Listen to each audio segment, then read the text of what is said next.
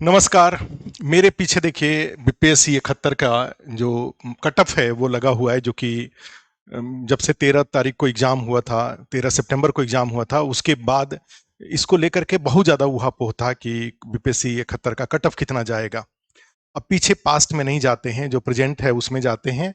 BPSC cut off देख रहे हैं जनरल में 88 है, और उसके अकॉर्डिंग मेरा जो अपना अनुभव था, जो इतने सालों का बीपीएससी पढ़ाने का और यूपीएससी पढ़ाने का जो एक्सपीरियंस रहा है, उसके आधार पे हमने एग्जाम के जस्ट बाद पेपर देख करके हमने बता दिया था कि ये कट ऑफ जो पिछली बार के कट ऑफ हैं, वो लॉजिकली एनालिसिस किया था। आस्था इसके यूट्यूब चैनल पे आप जाएंगे तो देखेंगे कि वहाँ पे हमने उसको बड़े तरह एनालाइज करके बताया था कि जो 91 पिछली बार कट ऑफ गया है उससे 5 कम जाएगा। ठीक है, तो 5 कम जाएगा तो अब ये बात हमने निश्चित रूप से हमारा जो अपना एक्सपीरियंस था, तो 5 का मतलब कि मैं इस मामले में ये गलत हूं कि मैंने 86 कहा था। 91 से 5 कम मतलब 86 होता है, उसके अकॉर्डिंग 4 कम ओबीसी का कट हमने जो अनाउंस किया, हमने जो बताया था उससे 2 ज्यादा गया है, 2 अधिक गया है। ठीक है, बाकी और भी यूट्यूब पे आप जाएंगे देखेंगे कि पिछले दिनों में बड़े पैमाने पे भारी संख्या में लोगों ने कट ऑफ के बारे में अपने अपने अनुमान व्यक्त किए थे। हर आदमी का अपने अपनी अपनी बीपीएससी को देखने परखने की, जो बीपीएससी का जो उनका एक्सपीरियंस है उसके बेस पे उन्होंने अनाउंसमेंट किया था। वो लोगों को कहा था जो सही था गलत था अब उसमें नहीं जाते हैं, चाहे जैसा भी बोला गया उसके आधार पे अगर अगर मोटिवेट होकर के मेंस की तैयारी लोगों के द्वारा की गई है तो ये बहुत बड़ी बात है। मेंस अगर बीपीएससी फाइनली सिलेक्शन लेना है चाहे किसी भी एग्जाम में, तो निश्चित रूप से आपको पीटी का, मेंस का और इंटरव्यू का सबका कंप्लीट प्रिपरेशन होना चाहिए। स्पेशली पीटी और मेंस का प्रिपरेशन तो होना चाहिए। पीटी पास करने के बाद मेंस थोड़े चुनौतीपूर्ण हो जाता है अगर पहले से मेंस की तैयारी है। ठीक है, तो जिन लोगों ने भी मेंस की तैयारी किया है और उनका मेंस की तैयारी ऑलरेडी करके रखे हैं और उनका पीटी वो क्वालिफाई कर गए हैं, तो उनको बहुत बहुत बधाई, बहुत बहुत शुभकामना। अब तो आपके लिए गोल्डन अपॉर्चुनिटी है। आप रिवीजन करिए, क्वेश्चन आंसर लिखने का प्रैक्टिस करिए और जा करके मेंस का जब एग्जाम होगा तो मेंस का एग्जाम दीजिए और फिर आगे की तरफ इंटरव्यू के लिए आगे की तरफ बढ़िए।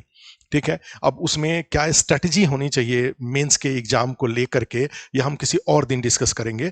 लेकिन अभी आप क्वालिफाई किए हैं, आज का दिन आप जरूर खुशी मनाइए। मैं वैसे आस्था इसमें यहाँ पर जो लोग जिनका कि ये पिछली बार के कट ऑफ से ऊपर सही था या जिनको लगता था कि मेरा पीटी हो जाएगा, वो लोग काफी संख्या में लोग यहाँ पे आस्थाइस में जो क्रैश कोर्स और टेस्ट सीरीज यहाँ पे स्टार्ट किया गया था उसमें लोग ऑलरेडी जुड़े पड़े हैं। हम लोग कई सारे टेस्ट ऑलरेडी 7 या 8 मेंस का टेस्ट ऑलरेडी कंप्लीट कर चुके हैं और फिर नया एक सीरीज हमने स्टार्ट किया है। पहले हमने 15 टेस्ट का स्टार्ट किया था, अभी जो 23 तारीख से जो नेक्स्ट संडे है हमने हमने टोटल 17 टेस्ट का, जिसमें कि सेक्शनल टेस्ट भी है और फुल टेस्ट भी है, एसए भी है, जीएस भी है, सबका स्टार्ट किया है। जो हमने मुझे अंदाजा ऐसा था कि अब रिजल्ट आ जाएगा, तो इस बात को ध्यान में रखते हुए हमने एक नया शेड्यूल बनाया था और जो पीछे से पहले से जुड़े हुए लोग हैं उन लोगों को और एक्स्ट्रा टेस्ट देने का मौका उनको मिलेगा। जो 17 तो उनका है ही, जो पहले से भी दे रखे हैं उनके वो भी टेस्ट फिर दोबारा इसमें आ जाएंगे। वो लोग फिर से दोबारा नए पेपर के साथ पहले दे रखे हैं, फिर नया जो शेड्यूल है उसमें भी वो लोग शामिल हो जाएंगे।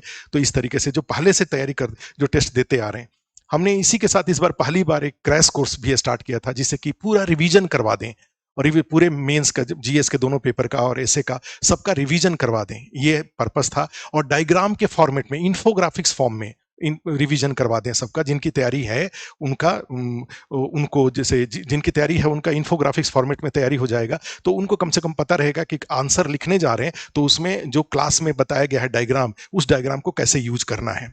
ठीक है, तो इसको लेकर के और डिटेल में हम वीडियो लेके आएंगे। आज तो बस यही आपके लिए, पीटी पास किए, इतना बहुमूल्य पीटी आप पास किए हैं, आपको बहुत बहुत बधाई।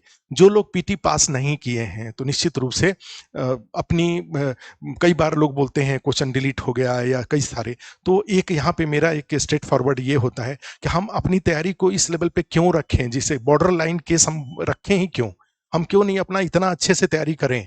और एक बात ध्यान रखिएगा, केवल जो पटना में जो एक प्रक्रिया है कि पीटी की तैयारी करना, पहले पीटी कहा जाता है कि पीटी नहीं पास करेंगे तो मेंस की तैयारी से क्या फायदा, और दूसरा बोला जाता है कि अगर मेंस की तैयारी नहीं है तो पीटी पास ही कर गए तो उससे क्या फायदा। तो ऐसी स्थिति में सबसे अच्छा तरीका ये होता है कि मेंस और पीटी दोनों की तैयारी करके अगर आप पीटी का एग्जाम देंगे तो आपके कट ऑफ से ऊपर रहने के चांसेस बढ़ जाते हैं। क्योंकि मेंस से जो कंसेप्ट बिल्डिंग होता है वो कंसेप्ट बिल्डिंग केवल कंसेप्ट नहीं होता है, फैक्ट पे आधारित कंसेप्ट होता है। तो मान लो 10 से 12 क्वेश्चन अगर वहां से और जो पीटी का आपने तैयारी किया वहां से, ये दोनों मिलाकर के आपको पक्का पीटी पास करा देता है। मुझे ऐसा लगता है कि कई बार पीटी नहीं निकलने का एक कारण ये भी होता है कि लोग मेंस की तैयारी नहीं करते हैं। मेंस की तैयारी भी करके रखिए, चाहे जहां से आपको जैसे भी करने का मन करे, पीटी के साथ साथ मेंस की भी तैयारी करके रखिए, तब पीटी पास करने के चांसेस बढ़ जाते हैं। और आज जैसे जो क्लास थी, इसके पहले जो क्लास थी, उस क्लास में हमने बताया था कि बीपीएससी में अधिकारी बनना, चाहे आईएएस, यूपीएससी, बीपीएससी जैसे जो एग्जाम होते हैं, ये सब जीवन बदलने वाले एग्जाम होते हैं, लाइफ चेंजिंग। ये सब अपॉर्चुनिटीज है, पॉसिबिलिटीज हैं ये। ठीक है, न सिर्फ आपका और आपके अगले जनरेशन का लाइफ बदलता है, बल्कि आपकी बहन का, आपके भाई का, सबका। तो इतना महत्वपूर्ण सफलता लेने के लिए आपको समझ सोच के देखिए। आप ये जो वीडियो जाएगा उसमें आप हमारे ऊपर 100 गाली लिख सकते हैं, इसमें आपको बिल्कुल स्वतंत्र है, वो आपका संस्कार होगा। लेकिन ये बात ध्यान रखिए कि आपको जैसे जो भी कमी होती है उस कमी से सीख लेकर के अपने प्रयास को और दोगुना कर दीजिए। मैं समरी में बताऊं, दुखी होने की जरूरत नहीं है।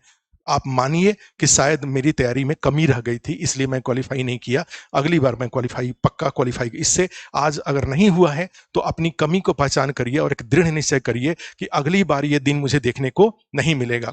मुझे याद है 56-59 का एक बिहारी प्रतिभा सम्मान हमने दिल्ली में कराया था।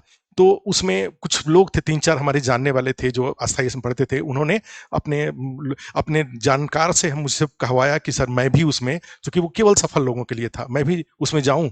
तो हमने परमिशन दे दिया था। अच्छी बात ये थी कि जब 56-59 का, 60-62 का जब हमने प्रतिभा सम्मान कराया, उसमें सब लोग, वो लोग उसमें सेलेक्टेड के रूप में, उनको कोई पैरवी कराने की जरूरत नहीं पड़ी थी कार्यक्रम में आने के लिए, वो खुद ही सेलेक्टेड वाले लिस्ट में थे। तो जो भी अपनी कमी रह गई है उस कमी को दूर करते हुए एक डिटर्मिनेशन के साथ लग जाइए। कंक्लूजन एक ही बात का है कि संत बन जाइए। इतनी बड़ी उपलब्धि हासिल करने के लिए बहुत सारे काम करते हुए इतनी बड़ी उपलब्धि हासिल नहीं होगी। एक ट्रोलर के रूप में काम करने से, सोशल मीडिया पे, आस्था इसके यूट्यूब चैनल पे मेरे जैसे लोगों को 10 गाली लिखने से, इससे आपका कोई लाभ नहीं होने वाला है। ठीक है, आपको अपनी कमी को पहचानते हुए उसको दूर करने से आपको लाभ होने वाला है। और फिर वही बात कहा कि संत बन जाइए। संत का मतलब क्या होता है? एकदम समर्पित हो जाइए। एक बार बैठिए, 4 घंटे पढ़िए, एक बार में पूरा सारा एनसीईआरटी पढ़ जाइए, चाहे जो भी और भी जो भी बातें हैं इसके लेकर के एक और वीडियो में लेके आऊंगा कि अब क्या करें, इस रिजल्ट के बाद क्या करें। तो आज का हेडलाइन मेरे लिए, मेरी तरफ से 2 है। एक, बधाई, जो पास किए हैं उनको बधाई, और जो पास नहीं किए हैं उनके लिए एक ही लाइन है कि अब आगे स्ट्रॉन्ग डिटर्मिनेशन के साथ अपनी कमियों को दूर करिए और उस कमी को दूर करने की प्रक्रिया में संत बन जाइए। क्योंकि ये जो एग्जाम सिलेक्शन होता है, ये सिलेक्शन जीवन को बदलने वाला सिलेक्शन है, कोई साधारण साधारण सिलेक्शन नहीं होता है। ठीक है, थैंक यू।